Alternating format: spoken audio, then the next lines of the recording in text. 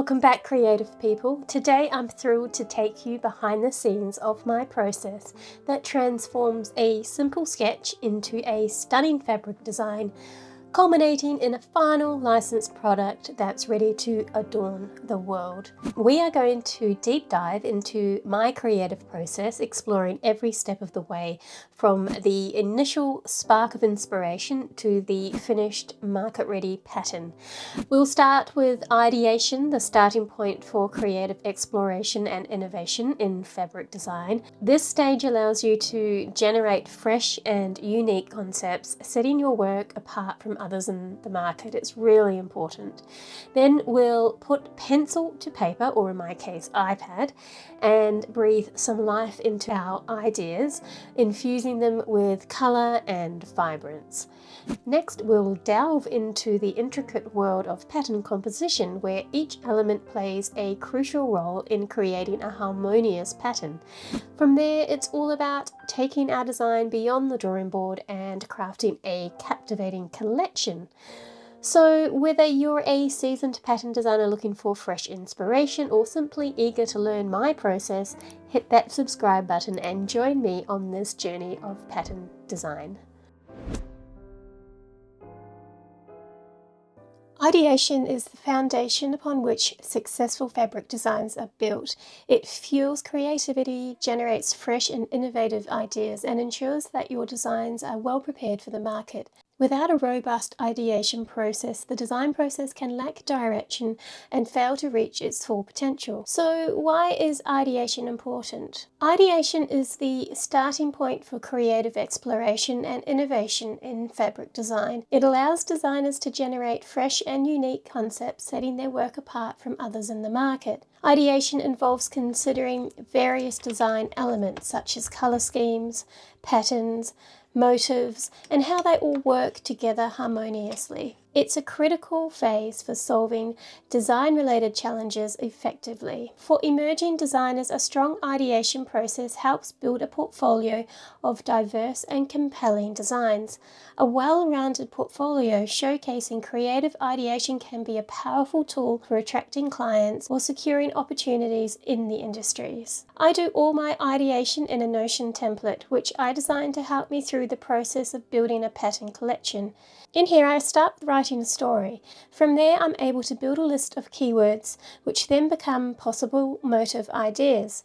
I then look at what colours might be relevant to the story and map out a few ideas for hero patterns, secondary patterns, and blender patterns. I do have a Skillshare class on this topic where I take you through the whole process of how I set up this Notion template to help me with my portfolio. Just click the link in the description below to check it out.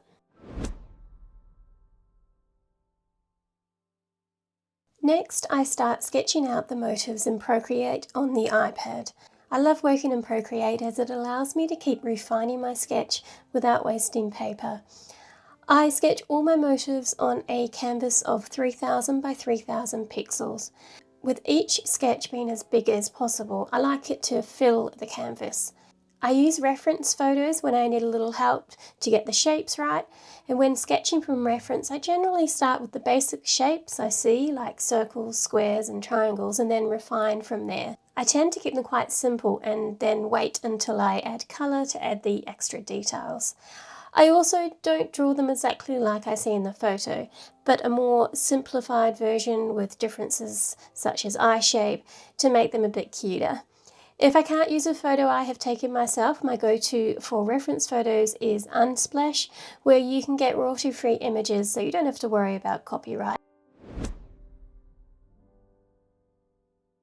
I continue working in Procreate, now focusing on colouring the motifs. I will have a palette set up with the colours I came up with in the ideation stage, and I generally lay a base colour of off-white using a script brush to create a smooth outline, then add layers using the clipping mask on top to create textures. I use a combination of brushes, some that I created myself and some I have bought, and I'll link some below for you. For this pattern collection, I used all of my own texture brushes. One thing to note when creating for fabric is that some textured fabrics won't pick up some of the fine texture detail, so you need to make some adjustments later on, or to refine or remove the texture layers, as they just get lost on some types of fabrics. Now I also colour my motifs to fit the 3000 by 3000 pixel canvas. I typically end up with multiple canvases with about 2 to 3 motifs in each, but this allows me to have the largest size I need, and then later on I can scale them down. Once all my motifs are coloured, I send them to my MacBook Pro using AirDrop. I like to create my hero patterns in Photoshop as I find it's much easier. I do sometimes create Blender patterns in Procreate. I just find that Photoshop retains the quality better at this stage when you're moving things around and rescaling them. Now the first thing I do in Photoshop is convert all my motifs to smart objects. This then allows me to resize them, and it also means that when I make copies of them, if I decide to make a change to a motif, I only have to make the change to one of the smart objects and all the others automatically get updated. Once all my motifs are converted to smart objects, I start to compose my pattern. First I need a new document of a 3000 by 3000 pixel 300 dpi, and now I'm just going to drag all of those smart objects onto my new canvas.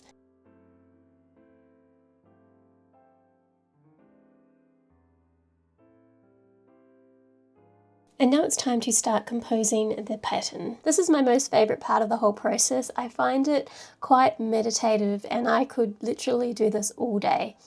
I sometimes create a half drop repeat, and I'll put a link to that tutorial below, but for this pattern I'm just going to use the pattern preview tool, and I'm going to create a single directional scatter pattern.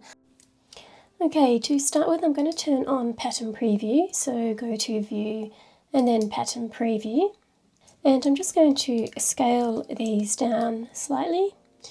Now, because they are all smart objects, we can scale them back up without losing any of the quality. And now I'm just going to move them around and put them in places where I feel they will work. I might not do the crab in this one, I might leave him for a blender pattern.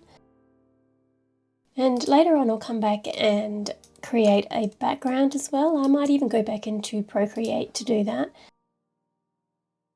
And I might leave that shark out as well. I plan to create another pattern that is just sharks, so for this pattern I'm just going to pick one or two to feature in it. I'm just going to copy and paste and resize as needed. And I like to have different scales to create a sense of depth. Once I'm happy with the pattern composition, I then add some little extra bits of texture if needed.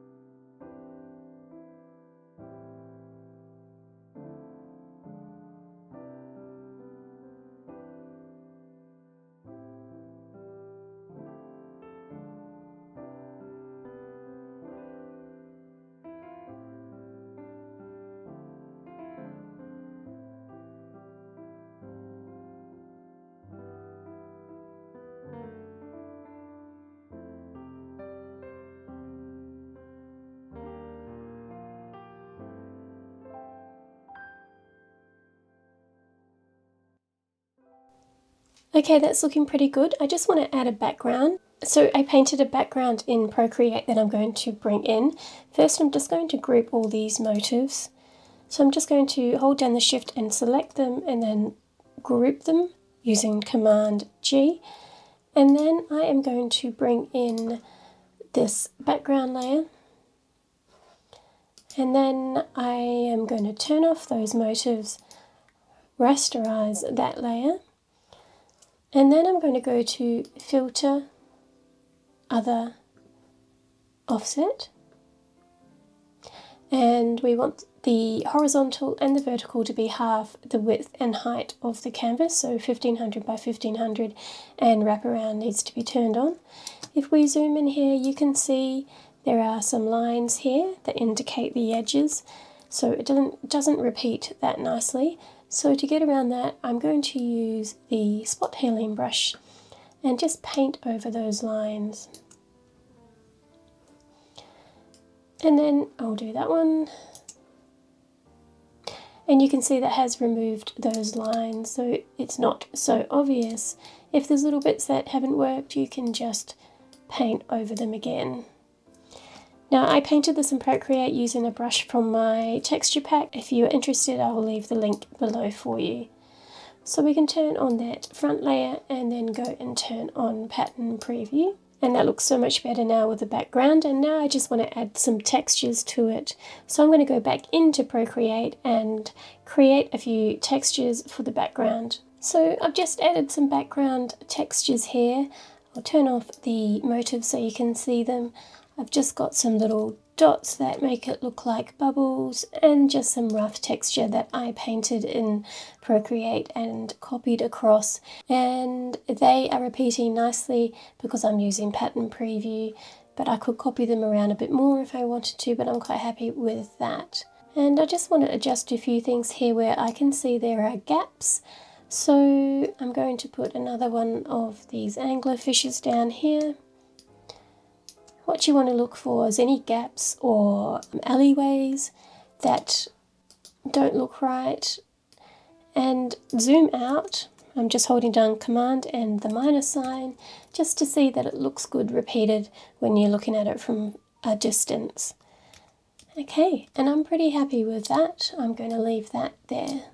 So what you could do now is add it to your patterns swatch board. So to do that, you just need to hit the little plus sign here, and it will add it into your swatches. I like to keep all mine categorized their collection name, and then I just have this one here called miscellaneous, just for the purpose of adding that extra pattern that I might have. And then if you wanted to test it out, you could also just create a layer above. We'll turn all of those off, drag that on there, and then you can scale it and test it like that. Oops. You do want to turn off pattern preview, and then you can scale it to make sure that it's all looking good. Okay, we can remove that, and then once you're happy, if you want to, you can export it as a JPEG. Just make sure pattern preview is turned on, and then export as, and depending on where you're going to use it, you might want to just send a low res JPEG so you can lower the quality, and then change the size as well. You don't want it too big. And then export that out.